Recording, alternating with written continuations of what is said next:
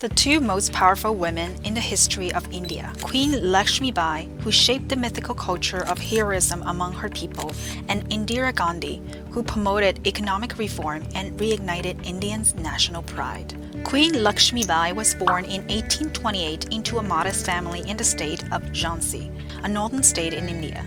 She lost her mother at an early age and was raised by her father.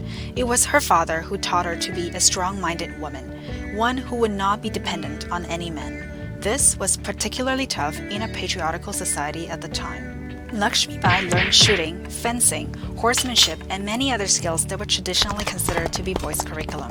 Not only did she learn these skills, but she mastered all of them. She was later married to Maharaja of Jhansi at the age of 14, and after the death of her husband, she became the queen, or Rani. Her reign over the state was affected by the greedy British colonial forces, who tried to expand their territories across India. This was not what the queen had envisioned for her people. To defend her people's independence and freedom, she tried to negotiate with the British, but was met with disappointing response. She then naturally organized the rebellion forces and fought the occupiers with courage and patriotism. Even though her army could not match the powerful weaponry of the British army, she went from town to town to remobilize the rebellion on a horse, with her adopted son holding onto her from the back.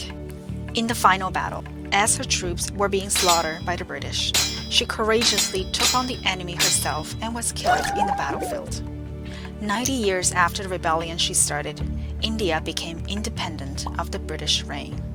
The other most powerful woman of India was also the only female prime minister in the history of the country, Indira Gandhi, who had no relation to Mahatma Gandhi, but through a strange turn of events, picked up the last name Gandhi, which perhaps in some way helped place her onto the political pedestal of her time. Indira was the daughter of the famous Indian politician and patriot, Prime Minister Jawaharlal Nehru. She was born in 1917 and she did not have a pleasant childhood.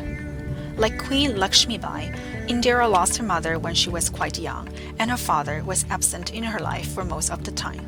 She suffered many diseases at the young age, which may not have left her with many good childhood memories. However, being a daughter of the Prime Minister did come with a few perks, such as special access to education. She was first homeschooled and then studied in several top schools in India and England, including the University of Mumbai and the University of Oxford. After the World War in the 1950s, she served her father unofficially as his personal assistant, and it was during this time that she learned about politics.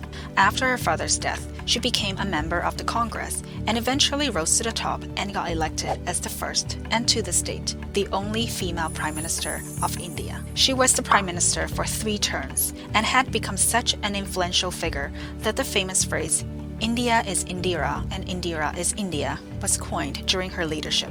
Her legacy includes promoting the economic growth of India and its foreign policy. She also led the war against Pakistan that resulted in India's victory and the independence of a new country, which we now know as Bangladesh.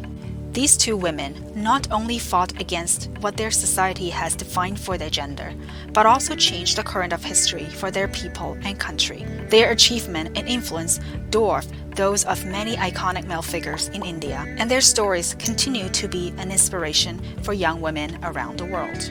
Don't forget to subscribe to our channel and hit the like button if you like this video.